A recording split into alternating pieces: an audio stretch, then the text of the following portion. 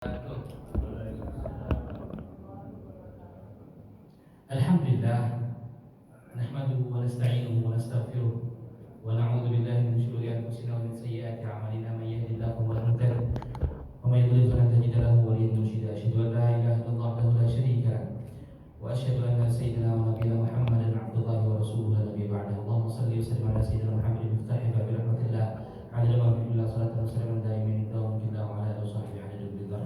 Rabbi shrah li sadri wa yassir li amri wahlul 'uqdatam min lisani yafqahu qawli. Subhanaka la ilma lana illa ma 'allamtana innaka antal 'alimul hakim. Wa tub 'alaina innaka antat tawwabur rahim. Wa la haula wa la quwwata illa billahil 'aliyyil 'azim. Puji syukur mari sama-sama kita panjatkan kepada Allah Subhanahu wa taala atas limpahan karunia-Nya, nikmat-Nya, berkah-Nya kepada kita sini malam ini. Malam yang penuh berkah ini kita sama-sama diizinkan oleh Allah Subhanahu wa taala untuk sholat maghrib berjamaah dan untuk kajian kita. Mudah-mudahan Allah Subhanahu wa taala mencatat ini sebagai amal ibadah kita untuk bekal kita menghadap kepada Allah Subhanahu wa taala. Salam beriring salam bersama kita aturkan kepada junjungan baginda Rasul Muhammad sallallahu alaihi wasallam, kepada keluarganya, sahabat, kerabatnya, para pencinta yang senantiasa menunjukkan sunnahnya. Semoga Allah Subhanahu wa taala masukkan kita dalam sunnahnya di dunia wal akhirah. Amin ya rabbal alamin. Jamaah yang Allah Subhanahu wa taala, tema kita malam ini cukup berat, cukup serius, dan kita berharap kita hanya tahu ilmunya saja, cukup tahu teorinya saja. Semoga kita tidak sampai pada situasi dan kondisi seperti yang kita terangkan nanti. Karena hakikatnya perang itu tidak ada menang, tidak ada kalah. Semuanya kalah. Semuanya loser, semuanya rugi. Pada term saat ini. Karena apa? Yang dicari saat ini berbeda dengan peperangan yang ada zaman adanya Rasulullah SAW. Literally semuanya berbeda. Karena pada hari ini perang itu digunakan kalau tidak karena kekuasaan, ya karena uang, dan lain-lain. Kalau tidak karena kekuasaan, berarti karena uang. Maka kita coba untuk balik ke belakang dulu. Zaman Kanjeng Nabi Muhammad SAW, sebenarnya perang itu seperti apa?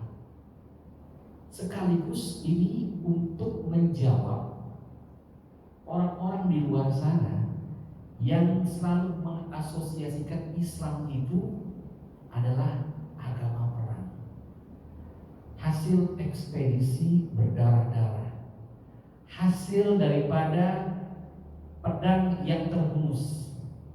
Kita coba dalam Islam itu seperti apa memandang perang. Kalau hari ini terus terang, hampir tidak ada yang ada di dalam definisi Islam. Saya baru mungkin minggu lalu ya, ini banyak tugasnya editor, banyak ini pengajian kali ini. Beberapa waktu lalu saya ada hadir di acara namanya ASN Plus Credit for Sale. Jadi ada acara di Angkatan Laut itu, mereka ngadain acara supaya negara ASEAN plus negara-negara sahabat yang lainnya berkumpul dari Jakarta ke Penang, ke Padang dulu ke Penang. Itu di antara yang akan ikut adalah negara-negara yang saat ini sedang eskalasinya naik. Dan saya bercerita di situ tentang gimana keadaan terakhir ya, seperti yang saya sampaikan tadi, bahwa saya memang negara itu kalau karena kekuasaan, karena uang. Dan inilah yang dilarang di dalam Islam. Ya. 2 jam perang itu bisa habis $2 miliar, Bapak hadirin semuanya. $2 miliar itu bisa membangun berapa ratus bahkan berapa ribu sekolah biar rakyatnya dapat pendidikan.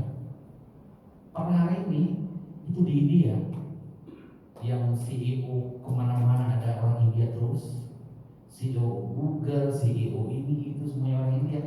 800 juta itu hidup dalam kemiskinan. 800 juta,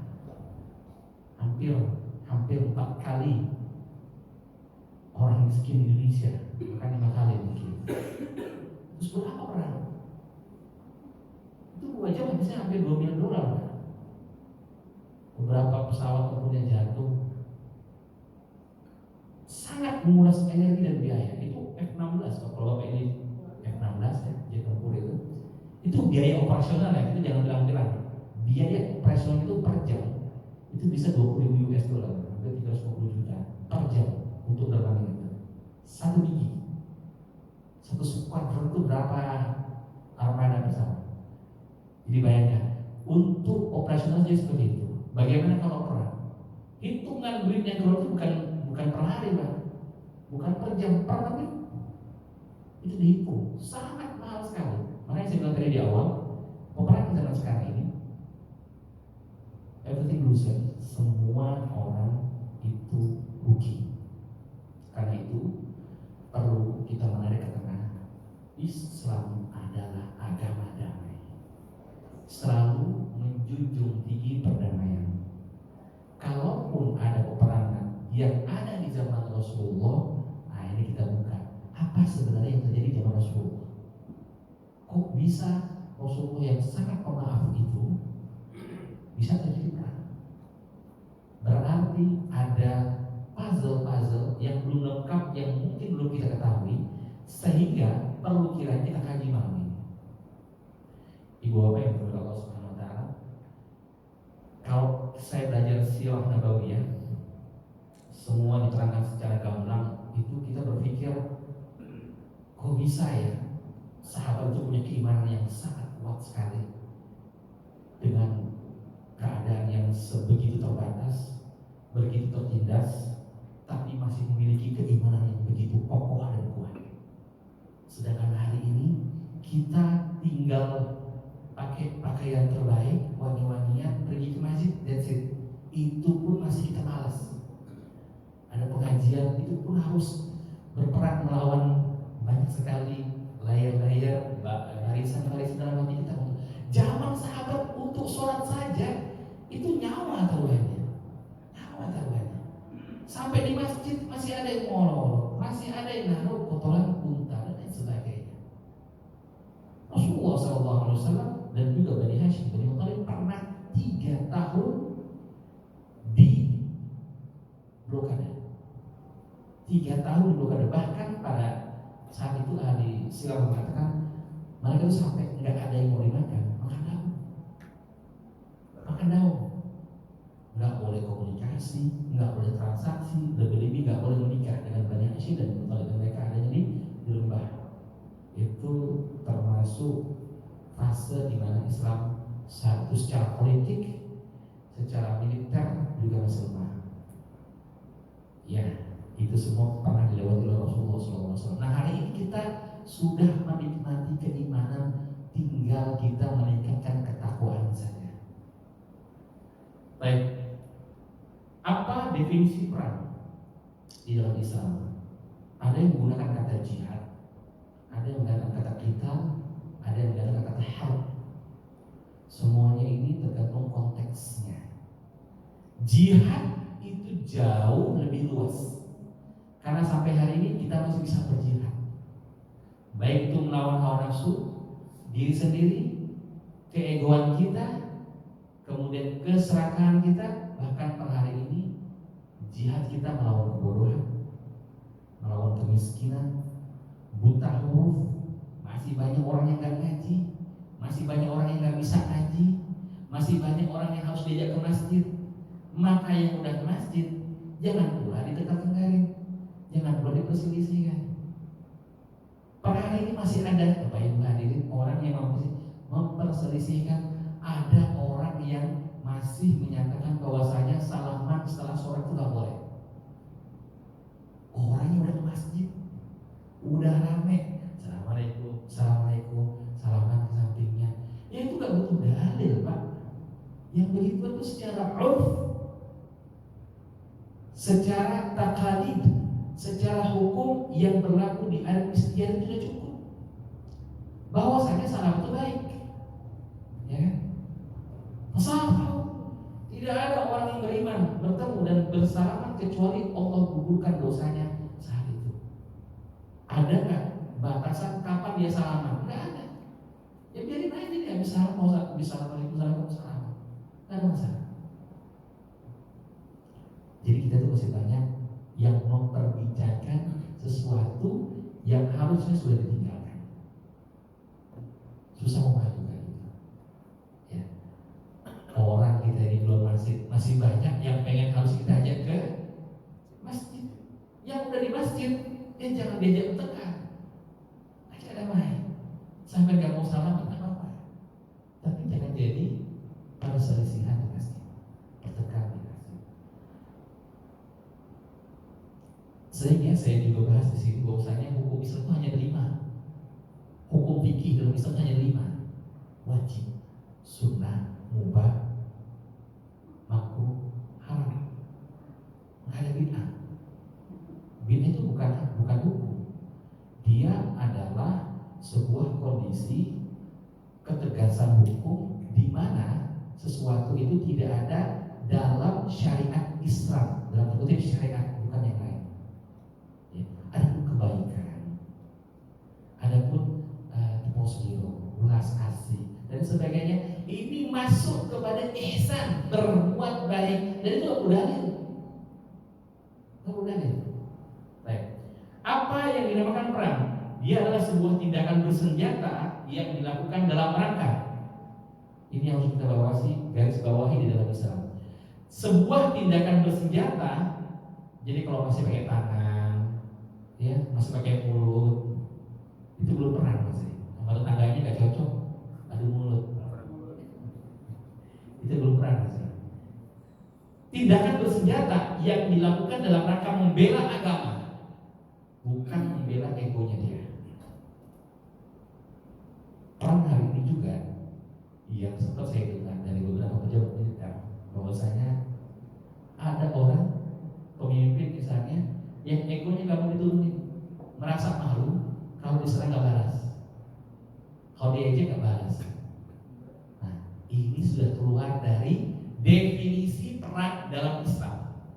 Harus membela agama. Kemudian membela hak asasi manusia, berarti ada hak-hak kita yang dirampas. Tiba-tiba aja misalnya negara tetangga nyerbu kita udah gak boleh lagi sholat di masjid.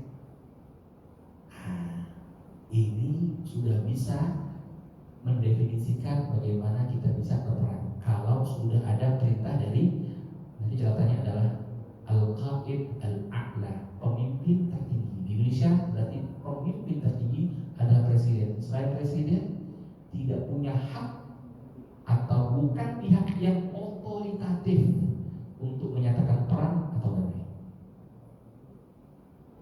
Kalau yang nyuruh perang baru kepala desa itu belum, atau masih dandim dan rem karena sakit hati sama kampung sebelah, itu belum. Melindungi hak asasi manusia, menolak kezaliman,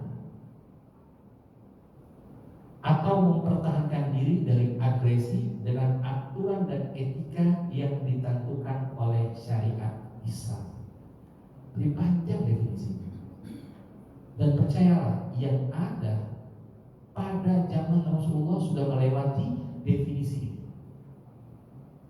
Ya, ada membela agama, ada hak asasi muslim yang dirampas, seperti kebebasan beragama di Mekah dirampas. Kemudian hak asasi manusia dan juga menolak kezaliman. Kezaliman di mana-mana. Kezaliman di mana-mana. Apa definisi zalim? Adalah hak kita yang sudah diambil atau berbuat sesuatu yang sudah melampaui batas, itu namanya zalim. Atau mempertahankan diri dari agresi dengan aturan dan etika yang ditentukan oleh syariat Islam. Jadi kalau kita baca apa yang terjadi kemarin, itu sudah ada masuk di sini, sudah mempertahankan diri, kemudian melindungi negaranya dari agresi. Ini sudah diizinkan perang sebenarnya. Ya.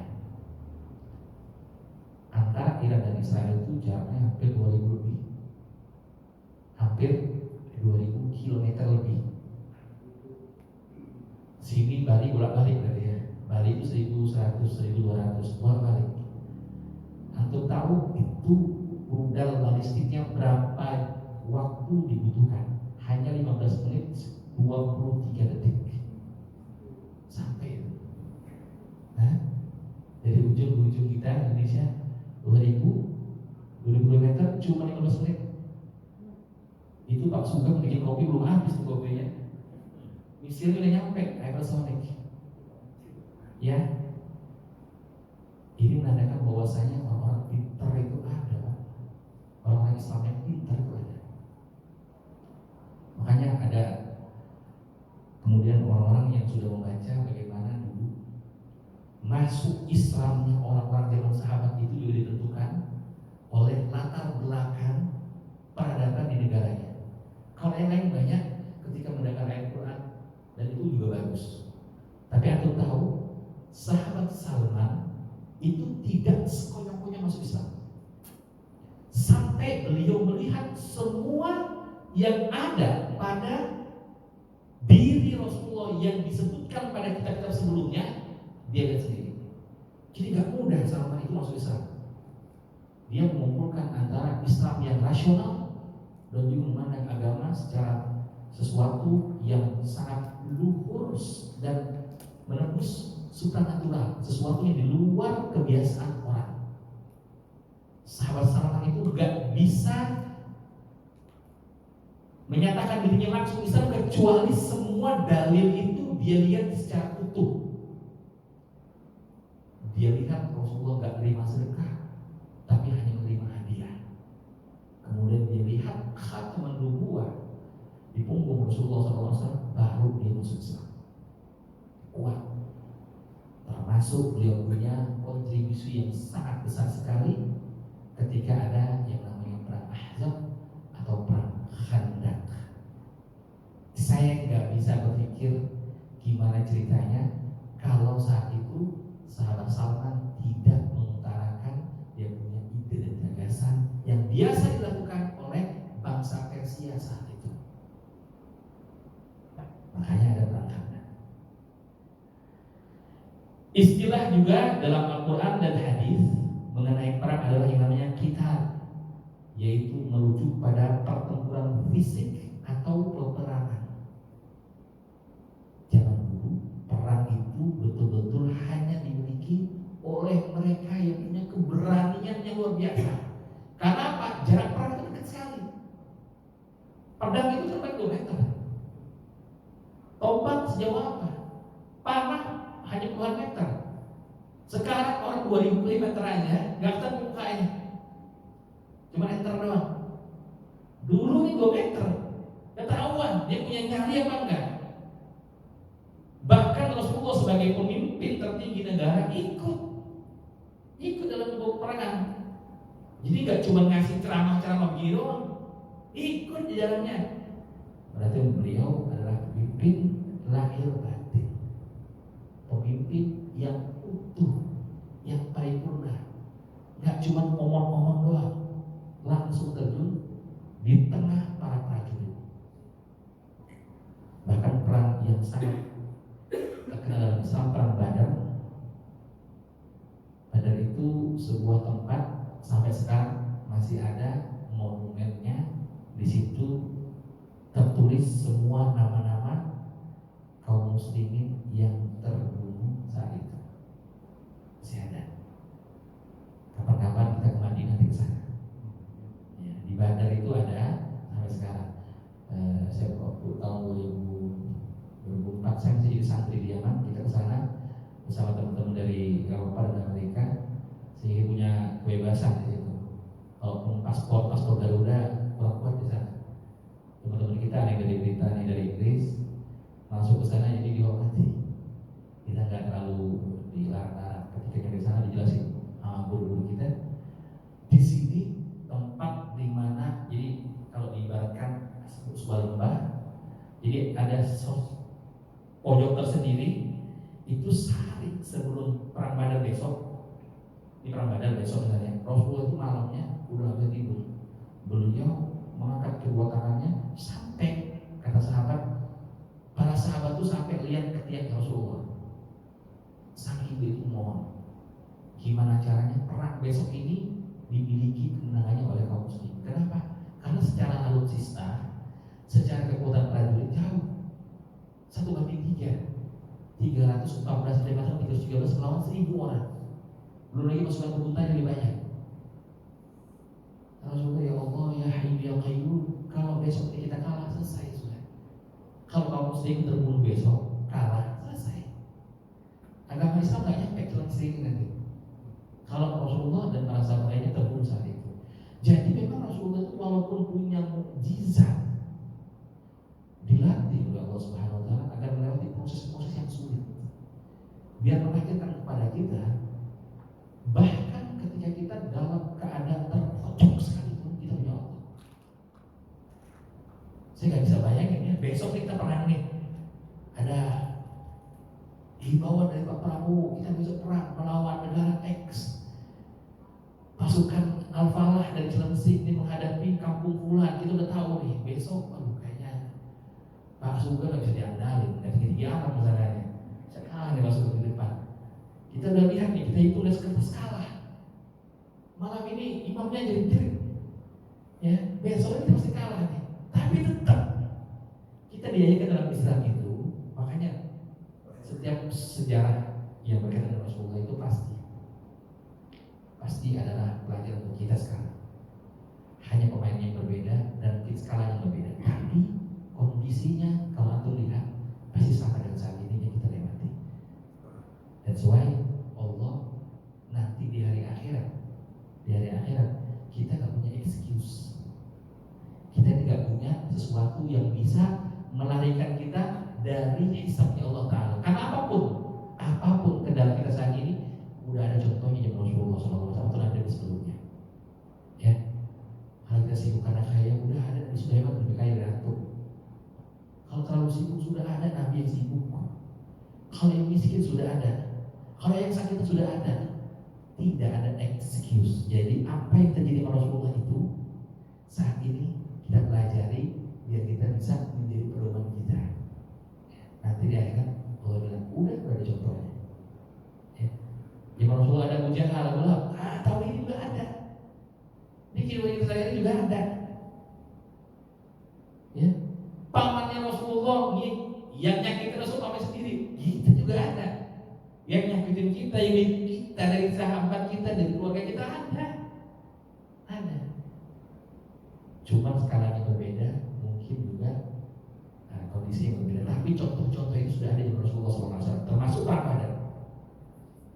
Kemudian perang yang juga tercatat dalam sejarah dan ini menjadi pelajaran seumur hidup adalah perang Uhud. Kalau perang Badar itu 2 Hijriah, perang Uhud itu 3 Hijriah. Perang Badar kita menang telak walaupun kita dalam keadaan yang sangat terbatas, dan Allah menjanjikan bahwasanya orang-orang yang terlibat dalam perang Badar itu bahasa kasarnya sudah dalam tanda kutip punya kartu masuk surga dan tidak akan pernah membahayakan orang yang pernah ikut dalam perang Badar. Istilahnya Allah mengistimewakan siapa yang ikut perang Badar. Nah, tahun 3 Hijriah pemuda-pemuda yang tidak ikut perang Badar ini ngotot pengen perang karena ingin mendapatkan keistimewaan privilege yang dimiliki oleh sahabat-sahabat yang ikut perang Badar. Sementara Rasulullah sebenarnya sudah dapat mimpi. Jadi sebelum perang Uhud, Rasulullah itu sudah dapat mimpi. Mimpi beliau adalah ada melihat sapi yang disembelih. Kemudian beliau juga melihat bagaimana kota Madinah itu terjaga. Jadi sebenarnya Rasulullah sudah tahu jawabannya. Kalau kita ada di Madinah, insya Allah aman. Tapi karena para pemuda ini ngotot pengen perang, akhirnya Rasulullah mengatakan baik, kita akan perang. Rasulullah ngambil baju perang ke dalam, dinasihatkan sama Abu Bakar, kamu jangan gitu, jangan maksa Rasulullah. Rasulullah itu ahli strategis. kita nggak usah membanggakan. Rasulullah nggak pengen perang pada tahun Hijriah itu, karena secara hitung-hitungan juga kita nggak perlu perang saat itu. Nah, ketika beliau sudah pakai baju perang, baju besi perang, keluar para pemudanya ini mengatakan, Rasulullah, kita nggak usah perang ya. Karena Rasulullah tidak mungkin seorang nabi kalau sudah pakai baju perang untuk melepasnya kecuali dia berperang dan dia menerima takdir dari Allah Subhanahu wa taala. Dan terbukti ketika perang Uhud terjadi, meletus, yang meninggal adalah paman beliau Sayyidina Hamzah bin Abdul Muttalib, dan gigi beliau juga kena darah. Perang Uhud menurut ahli sejarah kaum muslimin harus kalah. Harus kalah. Kenapa? Untuk kalau di Uhud sudah familiar karena setiap orang harusnya ke sana. Kalau Jabal Rumah itu diisi pasukan pemanah. Sabda Rasulullah SAW, kalian jangan pernah turun, baik menang ataupun kalah, jangan turun. Siap. Waktu itu Khalid bin Walid masih kufar, masih di antara orang-orang kufar, kafir dan kufar.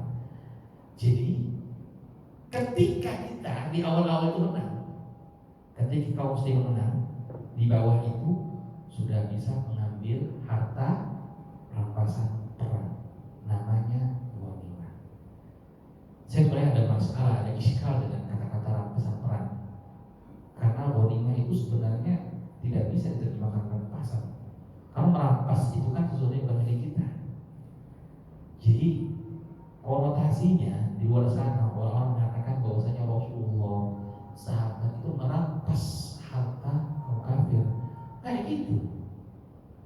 Yang diambil itu adalah harta kaum muslimin yang ada di Mekah yang diambil kafir Quraisy.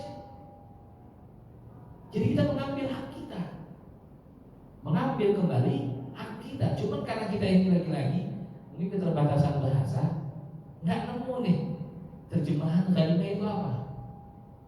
Ghanimah itu harta yang ada diambil pada waktu perang.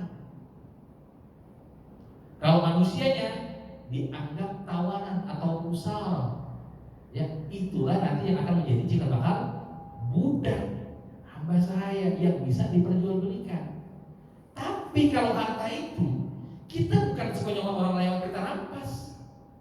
Itu kaum muslimin punya harta di Mekah diambil sama kaum kufar.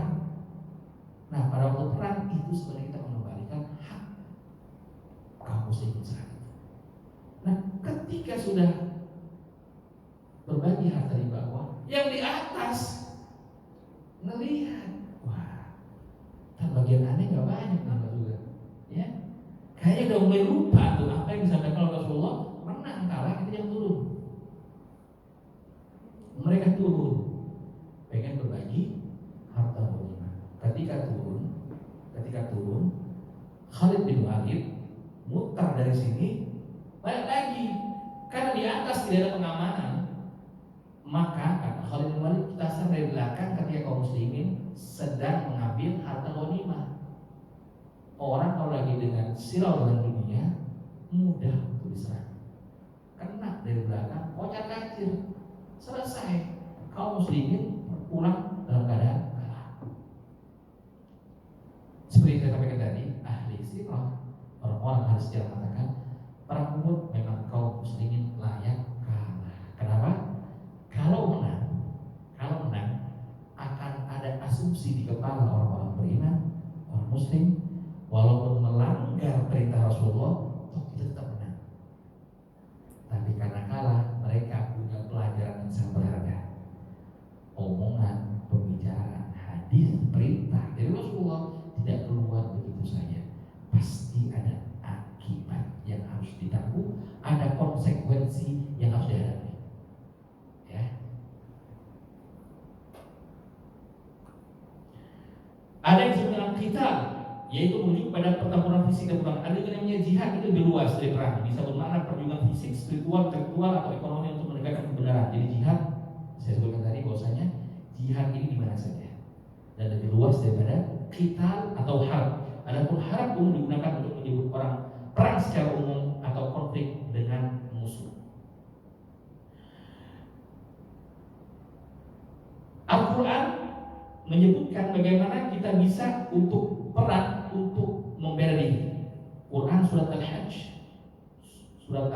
ayat 39, diizinkan berperang bagi orang-orang yang diperangi karena sesungguhnya mereka telah dizalimi. Jadi kalau kita diperangi maka kita wajib berperang. Nah, secara atau dalam skala yang paling kecil dalam rumah tangga kita sebagai ra'i, pemimpin nih bapak-bapak semua yang ada di sini, ada juga perang dalam tanda kutip. Termnya digunakan perang, tapi ini untuk menjaga dan membela kehormatan. Itu juga termasuk perang. Bapak-bapak bawa mobil sekeluarga dicegat orang akan misalnya melukai atau mungkin naudzubillah ingin memperkosa keluarga kita, maka kita wajib membela, berada di garda terdepan, bahkan kalaupun nyawa menjadi taruhannya akan mati dalam keadaan syahid untuk membela keluarga kita. Itu termasuk perang, tapi sekali kecil. Karena apa? Ada hak yang akan dirampas, ada agresi dari orang lain yang mencelakai kita. Maka tugas seorang kepala rumah tangga atau orang yang paling tertinggi dalam rumah tangga, itulah yang akan membela, dan dia sedang berjihad saat itu. Ya, tak boleh dibiarin, walaupun nyawa taruhannya. Karena kalau dalam fikih itu kalau ada orang yang merebut kehormatan kita, kalau itu membela walaupun harus nyawa taruhannya, itu tidak ada masalah. Sebenarnya ya, hukum kisos ya, tidak ada masalah. Karena kehormatan itu sama dengan nyawa. Sama dengan nyawa, menghilangkan kehormatan berarti menghilangkan nyawa. Saya tapi bukan ahli pidana di sini. Kalau kita membela diri sampai orang itu terbunuh, kan ada ya kasusnya di sini ya. Begal yang menghadang kita, dia membela diri terus sampai terbunuh. Saya nggak ngerti gimana caranya di pengadilan, Pak Hakim yang lebih ngerti atau Pak Jaksa yang menuntut yang lebih ngerti. Ini jelas kayaknya beda dengan hukum fikih. Kalau hukum fikih itu kalau kita terbukti membela kehormatan kita, lantas pembelaan kita ini sampai menghilangkan nyawa dalam keadaan tertentu, itu dibolehkan. Itu dibolehkan. Apalagi memang jelas-jelas dia mau bunuh, kita bisa membela diri sampai terbunuh. Ada perang karena agresi. Nah, ini yang ada di semenanjung Persia. Allah Subhanahu wa taala berfirman di surat Al-Baqarah ayat 190. Jangan ada sabotase dari Pentagon. Sabotase dari Pentagon. Allah berfirman dalam Al-Quran, perangilah di jalan Allah orang-orang yang memerangi kamu. Perangilah di jalan Allah orang-orang yang memerangi kamu, tetapi jangan melampaui batas. Sesungguhnya Allah tidak menyukai orang-orang yang melampaui batas. Jadi kita punya hak untuk membela negara kita kalau negara kita diserang. Tapi apa? Nggak boleh melampaui batas.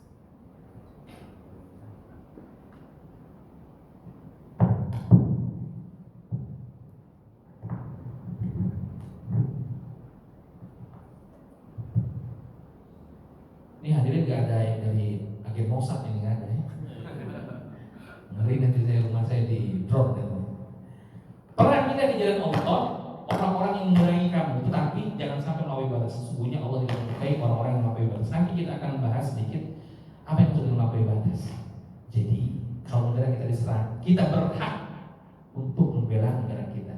Tapi lagi-lagi tadi saya katakan, siapa hak atau pihak yang otoritatif untuk memberikan itu adalah presiden kalau kita, karena dia berada tinggi. Dalam Islam, larangan memulai perang. Jadi peperangan di zaman Rasulullah SAW, peperangan itu ada yang namanya ghazwah. Peperangan di zaman Rasulullah itu kalau yang diikuti Rasulullah itu namanya ghazwah, itu sebanyak 27 kali. 27 kali. Ada namanya syariah. Syariah itu peperangan tapi sifatnya ekspedisi. Itu lebih dari 50 itu 70. Tapi peperangan yang terkenal dalam Islam ada 27, namanya ghazwah. Ghazwah itu yang ada di dalamnya Rasulullah SAW. Ghazwah dan semua itu tidak mungkin menjadi pilihan pertama, dan tidak mungkin Islam memulai. Sifatnya adalah ada yang disebut dengan defensive war, membela diri. Jadi kita ingin mematahkan anggapan orang-orang Islam bahwasanya negara Islam atau kekhalifahan atau kepemimpinan Islam adalah negara yang doyan perang. Ya, itu gak pernah menjadi pilihan pertama. Dia merupakan pilihan terakhir. Larangan memulai perang. Allah Subhanahu wa taala surat Al-Anfal ayat 61. Dan jika mereka condong kepada perdamaian, maka condonglah kepadanya dan bertawakallah kepada Allah Subhanahu wa taala. Kalau mereka menginginkan damai, kita damai. Peaceful. Kita ingin damai, kan Islam memang agama damai. Tapi mereka menginginkan peperangan dan sudah nyerang, nggak ada pilihan lain. Islam itu musuh jangan dicari. Musuh datang, kita jangan lari. Gak boleh lari. Pesawat perang atau angkatan udara, kalau antum lihat statistik di dunia, negara-negara yang kuat seperti Mesir itu paling mentok 4.000, 5.000 armada, banyak loh. Indonesia sedikit. Ada negara-negara Aljazair itu nomor 2 di Timur Tengah, banyak ya. Bahkan Rusia tuh mungkin kalau nggak salah cuma sampai 6. Lo tahu Amerika tuh punya berapa pesawat tempur bisa dijak tempur? Hampir 14.000. Jadi model Iran itu kecil di hadapan Amerika. Tapi kita udah dilatih dari zaman dulu. Ya, yang namanya musuh itu kita nggak gentar sama sekali. Kenapa? Urusan alutsista kita boleh kalah, tapi urusan nyali kita dulu. Qatlana fil jannah wa qatlahu fil nar. Ini semboyan yang selalu Rasulullah SAW serukan di dalam peperangan. Kalau kita mati kan kita masuk surga ya. Kalau orang yang gak nyembah sama Allah SWT, mereka dalam neraka. Kenapa harus takut? Perang itu tidak mempercepat mati. Waktunya mati ya mati. Cuma lebih mulia mana? Kita nonton perang atau ada dalam perang? Sama-sama mati. Perang matinya kita waktu pegang AK-47 misalnya, ya. Kan enak ya ngumuminnya. Pak Sugeng, Pak Sugeng nih. Maju paling depan, mati garda terdepan. Yang satunya mati buat remote TV. Ya lebih mulia Pak Sugeng lah. Pak Sugeng ya, hanya ngomong insyaallah Pak Sugeng. Ya, kita jadi tumbal kalau ada perang Pak Sugeng duluan. Enak ini, sembunyinya enak, lincah. Jadi kalau urusan nyali, ya urusan nyali, kaum muslimin nggak usah dipertanyakan. Apalagi orang Indonesia ini, orang Indonesia biar kata banyak pengangguran, pasar, suruh aja perang, mau dia kan? Mau daripada nganggur, ya boleh perang kan? Iya, pada si bungkus, untuk perangnya kan? Nggak perang juga susah jadi makan, lebih perang aja mati nanti, ya mati, kita mati juga di pasar juga mati nanti. Sistem rata ya di Indonesia gitu ya, sistem ada sistem keamanan alam semesta ya. Kalau orang sana bilang total defense. Nah, total defense ini yang ditakutin sama orang-orang bule. Orang-orang bule itu takut tak perang lagi dah. Saya pernah kunjungan kemana ya gitu di pusat, pokoknya pusat latihan perang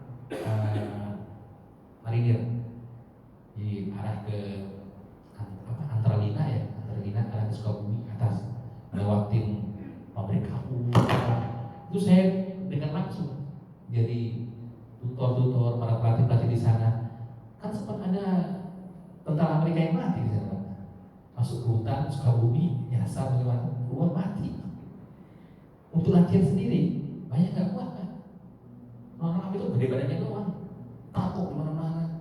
Masuk latihan perang di Indonesia banyak nggak kuat. Jadi istilahnya kalau untuk urusan nyali kita menang, cuman alutsistanya aja kita ya. Kadang-kadang belum perang udah jatuh, belum ditembak udah jatuh. Ini ketawa tetangga kita ya.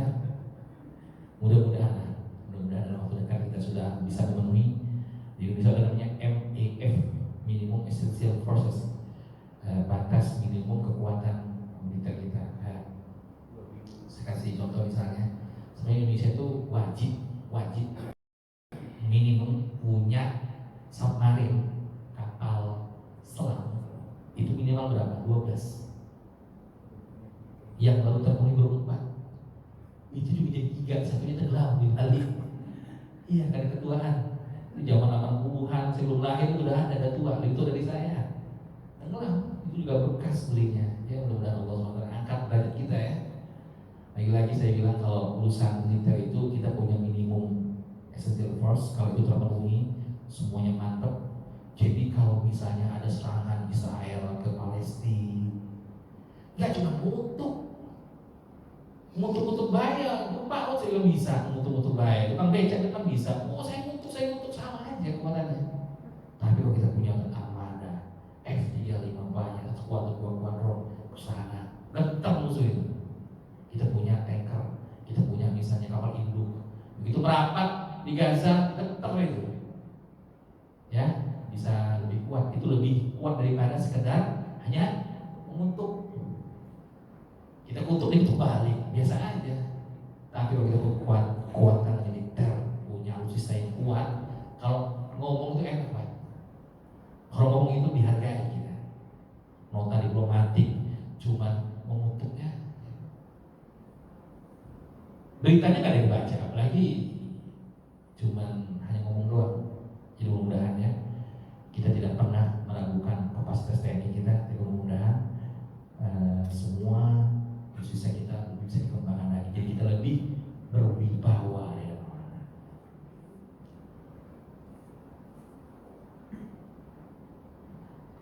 Etika dan adab perang dalam Islam. Prinsip penjelasan tidak memulai agresi Islam, tidak pernah memulai perang tanpa alasan syar'i.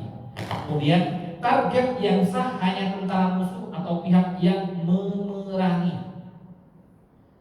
Gak boleh nyerang yang non kombatan. Orang kalau gak angkat senjata itu gak boleh jadi target. Orang tua gak boleh, anak kecil gak boleh, perempuan gak boleh, wadarul ibadah, tempat ibadah gak boleh, rumah sakit gak boleh. Itu gak boleh dalam perang sebenarnya. Dan itu sekarang masih berlaku dalam Islam. Itu gak boleh. Bahkan ada kejadian di zaman Rasulullah SAW nama sahabatnya lagi perang. Tak. Pas mau ditusuk orang kafir ini, syahadat ya. Asyhadu an la ilaha illallah wa asyhadu anna Muhammadar Rasulullah. Semua orang yang melihat pasti meyakini dia baca syahadat kenapa? Karena takut dibunuh. Ya kan? Kalau itu mau syahadat kenapa sebelum perang aja deh, mau syahadat asyhadu an la ilaha illallah. Kalau udah terhunus pedang baru syahadat, artinya yang penting dia nggak terbunuh, ya kan? Sampai ke Kanjeng Nabi Muhammad SAW kisah seperti ini. Rasulullah mukanya langsung merah dan beliau marah besar. Sahabatnya dipanggil, minta penjelasan, diinvestigasi. Kemudian Rasulullah mengatakan, asyaqaqta sadrahu, apakah engkau sudah membelah dadanya? Nah, hukum dalam Islam itu kita hanya menghukumi lahirnya saja, tidak boleh menghukumi batinnya seseorang. Itu tinggalkan antara dia sama Allah Subhanahu wa taala. Kalau ada artis, selebriti, siapa tetangga kita masuk Islam hanya karena dia pengen kawin doang, ya, dan kita tahu semuanya, itu tidak boleh kita mengambil hukum yang batinnya. Bahkan di dalam peperangan udah nyata-nyata nih orang hanya pengen selamat doang. Nggak boleh. Kisah lain, Imam Ali karramallahu wajhah radhiyallahu ta'ala, ketika beliau perang, ini kisah sangat ma'ruf sekali. Udah perang, udah mau membunuh orang, kemudian dia ngeludahin. Imam Ali itu diludahin, dia nggak jadi bunuh. Dia jadi bunuh. Karena apa? Ali hanya ingin membunuh seseorang karena Allah Ta'ala, karena membela agama, bukan membela Ali. Dia nggak mau matinya karena dia benci karena diludahi. Ditinggalkan. Ya orang tanya itu. Saking sahabat menjaga niat baik, bahkan ketika dalam keadaannya genting, kritis sekalipun, niat kita nggak berubah. Oh kita pak kalau kayak begitu, ini cincang ini ya, udah halal darahnya, pakai ngeludahin segala. Oh saya mutilasi dulu nih, dan gitu kan. Nah apa yang disebut melampaui batasnya sebenarnya nggak boleh. Orang juga kalau sudah mengangkat tangan, menyerah, itu juga boleh dibunuh, termasuk melampaui batas.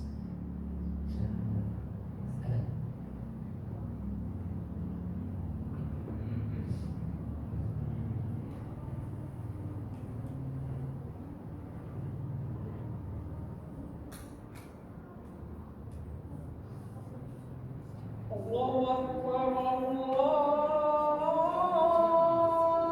Akbar, Allahu Akbar, Allahu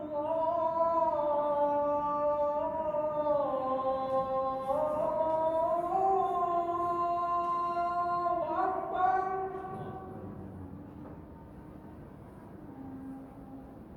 Asyhadu an la ilaha illallah.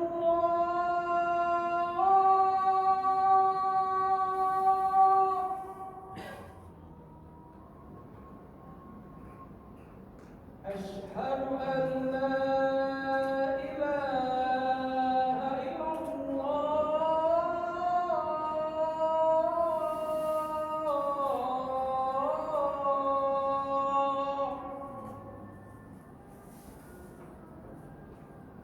Asyhadu anna Muhammadar Rasulullah.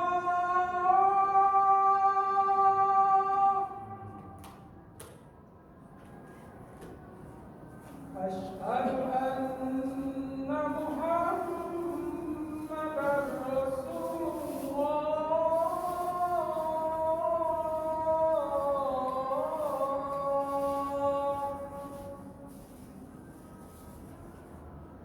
Hayya 'alas shalah.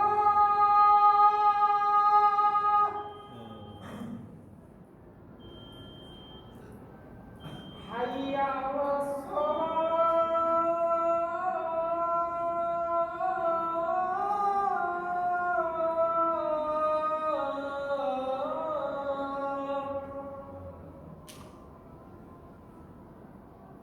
Hayya 'alal falah.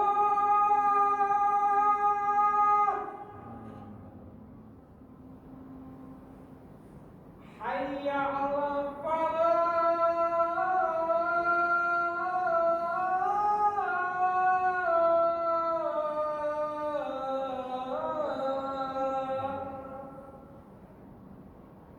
Allahu Akbar, Allahu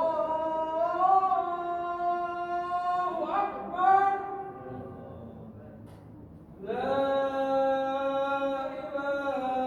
ilaha illallah.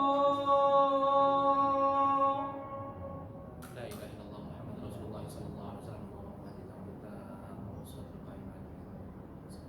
Syarafun wa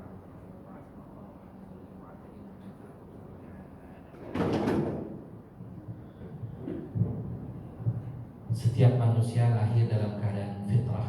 Fitrahnya selalu menginginkan kebaikan dan juga perdamaian. Jadi tidak ada orang terlahir yang harus dibenci, bahkan kepada kaum kafir sekalipun.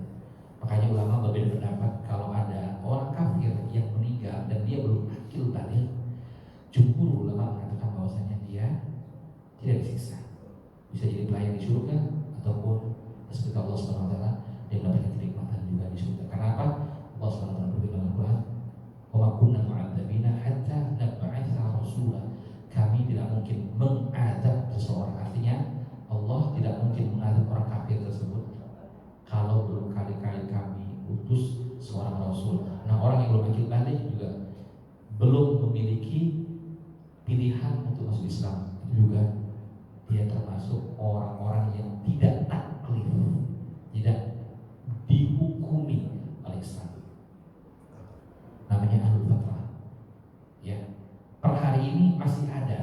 Indonesia sendiri, kaum, bangsa, bahkan golongan, suku yang mungkin dia nggak tahu tentang Islam. Masih ada, belum sampai dakwah kepadanya. Atau mungkin saja ada suku bahkan tidak tahu kalau dia itu ada di Indonesia. Ada. Nah, ini orang-orang seperti kalau meninggal seperti apa? Jika dakwah tidak sampai, maka dia tidak masuk dalam taklif. Tidak masuk dalam taklif. Mudah-mudahan pengajian kita malam ini hanya cukup tahu bagaimana perang itu jika terjadi. Kalau untuk konflik komunal sektarian, saya tahun 98 99 itu ada di Kalimantan Barat. Jadi saya saksi hidup bagaimana konflik antara Madura dengan Dayak atau Madura dengan Sambas. Kalau sampai nggak, saya kado mondok Pak. Saya mau mondok di Kalimantan Barat. Di situ tempatnya orang Madura. Jadi saya tahu bagaimana konflik itu terjadi. Menyedihkan. Itu skalanya skala komunal atau sektarian. Kita tidak menginginkan perang itu terjadi, skala apapun. Jadi makanya pemimpin-pemimpin dunia itu menganjurkan perdamaian, karena kalau perang itu nggak ada yang menang. Bahkan kalau kita lihat perang yang berkepanjangan di Israel dan Palestina, apa solusinya? Kalau saya lihat, dan inilah yang paling banyak diikuti oleh orang, adalah halul daulatain namanya, atau two state solution, solusi dua negara yang berdaulat. Masing-masing negara punya kedaulatannya dan masing-masing negara menghormati negara yang lain, hidup berdamaian. Sebagaimana Rasulullah hidup berdamaian dengan Yahudi, Nasrani, tapi ketika melanggar perdamaian atau melanggar sebuah fakta integritas, itu yang bisa kita perangi. Sebelum saya tutup, mungkin ada yang ditanyakan, dipersilakan. Apa saja masalah peperangan atau apapun yang ingin ditanyakan, silakan. Kita punya waktu sebelum bersolat Isya. Waalaikumsalam. Kira yang perang selama ini ya sekarang ini itu bukan negara Syiah, nggak tahu saya benar apa salah, semoga saya salah. Syiah kemudian dia berantem atau perang dengan Israel non muslim ya. Terus kita orang Indonesia disuruh untuk Qunut Nazilah. Benarkah yang kita lakukan seperti ini? Baca, terima kasih. Qunut Nazilah ini pernah terjadi di zaman Rasulullah SAW ketika Rasulullah diminta. Jadi saya flashback dulu. Qunut Nazilah itu ada ketika ada sebuah golongan di Madinah kalau tidak keliru. Dia minta sahabat Nabi yang hafal Quran untuk datang ke sana ngajarin orang masuk Islam. Ya, ada beberapa orang dikirim ke sana. Akhirnya Rasulullah mintain atau 2-3 orang remaja Masjid Al-Falah misalnya, suruh pergi ke Kalimantan, ke budaya misalnya, suruh ngajarin agama itu kayak gimana. Sampai di sana mereka sudah mempersiapkan diri untuk membunuh semuanya. Akhirnya semua guru ngajinya dibunuh. Sampai berita ini kepada Rasulullah mengatakan kita sholat atau qunut nazilah. Benang merahnya adalah ketika ada pembantaian, ada nyawa yang dihilangkan secara sadis, dan di situ adalah kaum muslimin lebih bingung ngaji, maka beliau seperti itu. Nah, untuk kasus kemarin itu saya nggak baca selebarannya Pak, apakah untuk Iran atau mungkin karena Palestina juga. Tapi kalau ada anjuran seperti itu, namanya anjuran, boleh dilakukan boleh enggak? Boleh dilakukan boleh enggak? Karena bukan fatwa, bukan halal. Boleh atau enggak? Tapi gini, saya ingin mengatakan begini. Kita banyak sekali perbedaan dengan Syiah. Dan orang Indonesia tahunya Syiah satu. Syiah itu minimal ada 12 bagian. Syiah itu ada 12 tingkatan. Dari yang paling moderat sampai yang paling ekstrim. Ada ada Ismailiyah, ada Itsna Asyariyah, ada Imamiyah.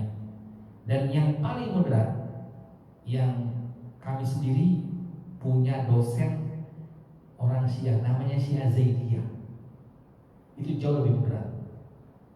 Khutbahnya sama. Jadi kalau saya dengerin khotibnya, saya pernah tinggal 1 tahun Pak di Son'a, namanya Son'a itu ibu kota Yaman. Ketika saya mengambil jurusan sastra bahasa Arab di ibu kota. Apa perbedaannya? Hanya sedikit perbedaan hukum far'iyah dalam fikih. Misalnya mereka mengatakan talak tidak bisa dijatuhkan 3 kali dalam satu majelis, sedangkan kita boleh. Kemudian kalau saya dengar khutbah, yang kita tahu Syiah itu kan mencela sahabat yang lain kecuali Ali. Ya, nah beliau enggak. Jadi Syiah Zaidi tidak. Bahkan pada waktu khutbah itu mendoakan semua ulama Rasyidin, Sayyidina Abu Bakar, Umar, Utsman, itu didoakan. Cuma bedanya kalau mereka mendoakan Ali lebih dulu. Nah, urutannya Ali, baru Abu Bakar, baru Utsman, baru Umar, baru Utsman. Ya, Syiah Zaidiyah semuanya sama. Cuma kita ini kadang-kadang udah kadung di doktrin bahwasanya Syiah itu bukan Islam. Jadi ini sudah dibahas zaman kapan sudah ya. Jadi sebenarnya sudah tidak relate lagi kita membahas perbedaan Syiah Sunni dan Syiah. Sebenarnya kalau dia masih sholat menghadap kiblat, mengesahkan Allah, maka dia tidak boleh dikatakan kafir. Tidak boleh. Walaupun kita sama sekali tidak sama dengan Syiah, walaupun sama sekali kita tidak sama dengan Syiah, tapi keputusan kita untuk mengatakan satu orang di luar Islam atau kafir, padahal dia masih sholat mengesahkan Tuhan, itu kita lebih takut kalau kita jangan-jangan kita yang nggak kuat imannya. Kita nggak tahu di hadapan Allah, mungkin saja ada di antara mereka yang mentauhidkan Allah yang benar-benar bersama Allah Subhanahu wa taala. Mereka bersalah karena mereka mencela sahabat, itu termasuk fasik. Fasik, berdosa besar, tapi bukan kafir. Kalau dia masih menyembah Allah Subhanahu wa taala. Saya pernah masuk ke namanya markas Islami Al-Thaqafi, Culture Islamic Culture Center. Kalau Bapak tahu di depan Pejaten Village ada bangunan yang beda sendiri. Ada ukiran-ukiran warna biru. Itu pusat kebudayaan dan penyebaran ajaran Syiah di Indonesia. Saya pernah masuk dalam. Saya pernah ikut ngaji di situ. Saya telusurin dari mana dananya. Ngajinya agak aneh. Tauhidnya beda. Buka puasa nih, kita udah buka, mereka belum. Mungkin bisa sejam setelahnya sampai benar-benar gelap baru itu. Memang benar, fikirnya jauh beda dengan kita. Tapi lagi-lagi saya katakan bahwasanya kita tidak berhak mengatakan mereka kafir. Kalau masih sholatnya bisa sama, kiblatnya sih Ka'bah. Ya. Jadi kita terlalu mudah untuk di kotak-kotakin sama orang luar sana. Panjang ya pembahasan Sunni Syiah itu panjang. Dari zaman era Rasulullah ketika ada peristiwa politik yang sangat-sangat memilukan, perang Siffin, perang Jamal antara Ibnu Aisyah dengan Imam Ali, kemudian mereka bersatu kembali.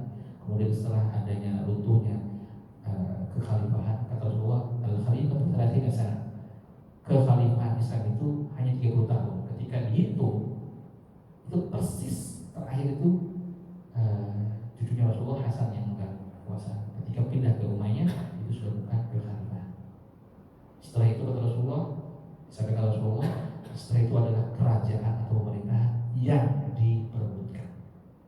Kekhalifahan itu pasti sampainya Imam Hasan. Syiah itu kan arti aslinya pengikut. Syiah itu bahasa Arab, arti aslinya pengikut. Ya, pengikut. Ada yang lain, tapi kita boleh berbangga dengan mereka yang sudah lama di blokade, tapi punya mereka rudal balistik, hypersonic, Indonesia punya. Ini semua punya. Baru sekarang kita lagi mengembangkan uranium, itu ada di Kalimantan Barat di sebuah kampung namanya Melawai. Pak Prabowo setelah kembali dari Rusia sudah mulai membicarakan itu, tapi untuk tujuan damai. Nuklir itu Pak, kalau ini baterainya diganti dengan nuklir, satu kali charger, tak 5 tahun nanti baru dicari lagi. Saking kuatnya energi nuklir. Handphone itu kalau di charger, tak 5 tahun lagi baru dicari. Sampai lupa sampai mana chargernya, udah lupa kali di mana, udah hilang. Bagus. Kalau kita masih banyak belajar ya. Sebenarnya itu dari zaman Soekarno dulu udah mau dikembangkan Pak. Uranium. Kenapa tujuannya? Agar kita dihormati sama negara lain. Enggak mudah digertak akhirnya nuklir. Ada yang mengatakan juga Iran nggak punya nuklir sebenarnya. Karena kalau benar-benar ada senjata nuklir, nggak mungkin diserang. Tehran juga mungkin diserang. Kalau betul-betul ada senjata nuklir, masih pengembangnya. Sampai hari ini kita belum pernah ada dengar berita Pyongyang itu diserang. Karena nggak punya senjata nuklir, nggak diserang. Ya, ada lagi lain mungkin. Ibu-ibu gak usah nanya nuklir ya. Kita beli sembako aman tuh ya. Sembako aman. Ya, ya. Tapi aslinya negara Iran ini full atau memang ada politik? Ada yang lain. Nah, saya mau lebih lagi. Di Israel itu banyak orang Muslim, banyak orang Arab, bahkan ada pemimpin partai politik solidaritas Islam Arab Islam. Jadi kalau ada yang mengatakan kita serang sama Israel, dan sampai juga harus bunuh orang Islam juga di situ berarti. Yang kita muslim bukan Yahudi, tapi Zionis. Al-Qiyad As-Sahih di dalam bahasa Arab namanya. Entitas Zionis itu yang kita pahami. Ya, baik. Jadi orang baik itu ada di mana-mana sebenarnya. Apalagi orang Madura, di mana-mana ada kayak orang Madura. Ya, kalau di bulan bisa buka toko ada radar Madura di sana. Bulan. Ya, silakan Pak. Ya. Waalaikumsalam warahmatullahi wabarakatuh. Kita kan tadi bicara mengenai peperangan udara yang menghasilkan nomor itu mudah dan waktu 15 menit. Sebagai sampai. Nah, kalau kita lihat dengan kecepatan itu seperti itu kan nggak mungkin 100% itu tepat sasaran. Kemungkinan juga sedikit 99% aja mungkin masuk tiba-tiba membunuh anak-anak, membunuh wanita, yang mungkin nggak banyak gitu ya, terus merusak bangunan.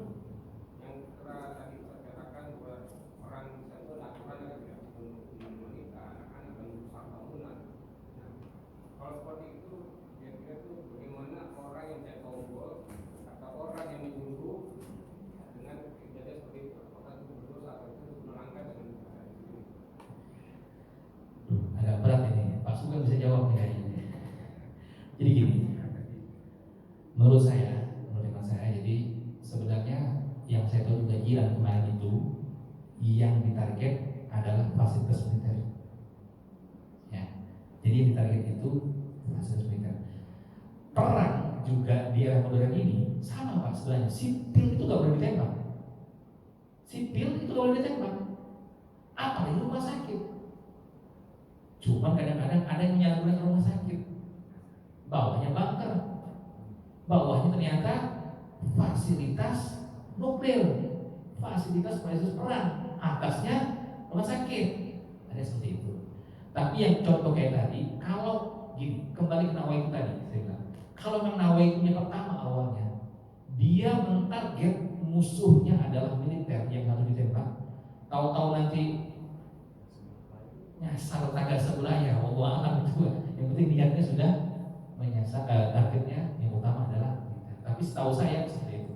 Jadi Iran termasuk negara yang cukup ini ya, konsisten dengan janji mereka. Konsisten. Yang agak susah Israel. Dari zaman dulu Yahudi itu kapan dia berjanji, kapan dia juga bisa dipercaya, nggak bisa. Nggak Udah jangan berteman sama Yahudi Pak. Di Yaman masih banyak orang Yahudi. Dan saya tahu juga di Indonesia banyak orang Yahudi. Ada, perusahaannya juga ada. Nggak punya hubungan diplomatik, memang betul. Perdagangan kita ada, statistiknya ada. Ada. Kita aja yang jangan sampai terlibat pada produk-produk yang menjadi pengusung atau pendukung penyokong utama penjajahan karena demokrasi. Mudah-mudahan Allah SWT angkat seperti kita seperti demokrasi. Ada yang lain? Ibu-ibu aman ya, ibu-ibu ya. Jaga Bu, dari bapak-bapak ya. Silakan Pak Mujib. Waalaikumsalam warahmatullahi wabarakatuh.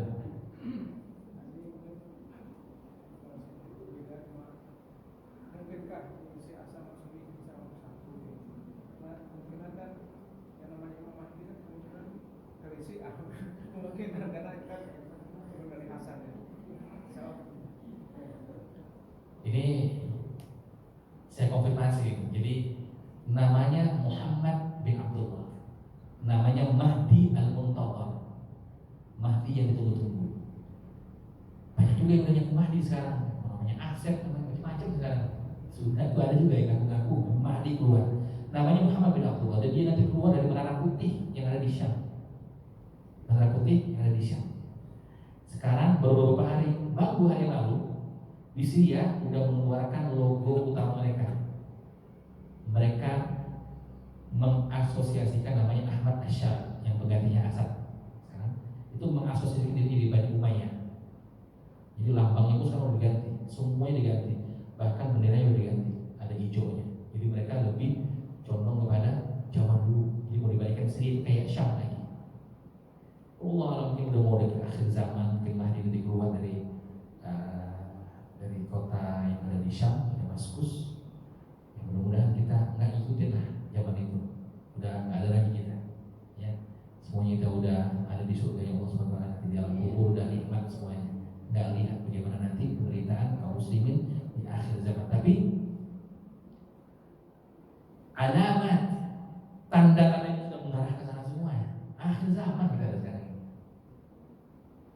Sekarang sudah Muharram. Dekat lagi Maulid, dekat lagi Syaban Ramadan. Kayaknya baru kemarin kita baru lebaran Idul Fitri. Taqarrubuz zaman. Itu tanda-tanda akhir zaman.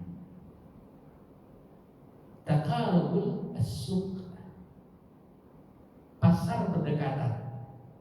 Hari ini bukan berdekatan lagi. Ngumpul semua di sini. Jadi satu. Gitu Bu ya. Aman Bu, yang penting saldonya banyak. Ya kan? Apa yang diinformasikan Rasulullah, bayangin Rasul 1400 tahun yang lalu udah memprediksi ada pasar berdekatan, hal yang mungkin nggak terjadi pada zaman Rasulullah. Maksudnya Rasulullah itu mungkin pasar itu satu, ngumpul di situ, ngumpul orang belanja di situ. Gak mungkin ada pasar dekat. Kok bisa sekarang ada di gawai, di gadget? Subhanallah. Allah Subhanahu wa taala memang mewahyukan kepada Rasulullah itu sesuatu yang menurut Rasulullah itu adalah makhluk yang keduluan. Beliau bisa memprediksi sesuatu yang ribuan tahun yang akan datang. Ya, sesuatu yang nggak mungkin dipikirkan oleh zaman saat itu, manusia saat itu, tapi Rasulullah mengatakan sesuatu yang akan terjadi dan pasti terjadi. Waktu mepet, apalagi di Jakarta, tinggal di Jakarta, Bapak tahu sendiri. 4 jam baru potong macet. Ya, usia kita benar-benar sepertiga usia kita nih. Kalau tanya dalam kubur, ada di jalan Pak mereka lagi itu nanti. Sepertiga di jalan. Mudah-mudahan Allah kasih kita keberkahan waktu. Nah, dia tadi mengaji kayak gini nih. Ini insya Allah kasih kita keberkahan waktu. Ini mengkompensasi waktu kita yang lalai di jalan, waktu kita mungkin bergadang, waktu kita di sesuatu yang mungkin melalaikan kita kepada Allah SWT. Kita kompensasi dengan ngaji seperti ini. Insya Allah baik. Jadi kita ngaji ini bukan karena doyan perang ya, Bapak Ibu sekalian. Jadi kita ngaji malam ini, maksud saya adalah ingin mengatakan justru kepada jamaah di sini juga di dunia maya bahwasanya Islam itu negara damai. Makanya tadi saya catat betul kapan kita itu layak perang. hampir sulit saat ini. Hampir semuanya kita sini semuanya sholat bisa, semuanya bisa. Hak asasi kita nggak pernah direnggut. Semua kita bisa bekerja dengan baik, kecuali kalau kita sudah dijajah, dizalimi, kita punya hak untuk membela dan mengembalikan kemerdekaan. Mudah-mudahan Allah Subhanahu wa taala memberkahi usia kita yang tersisa. Mudah-mudahan juga Allah Subhanahu wa taala memberikan kemanfaatan dari ilmu yang kita dapatkan malam ini. Subhanallahumma wa bihamdika asyhadu an la ilaha illa anta astaghfiruka wa atubu ilaik. Assalamualaikum warahmatullahi wabarakatuh.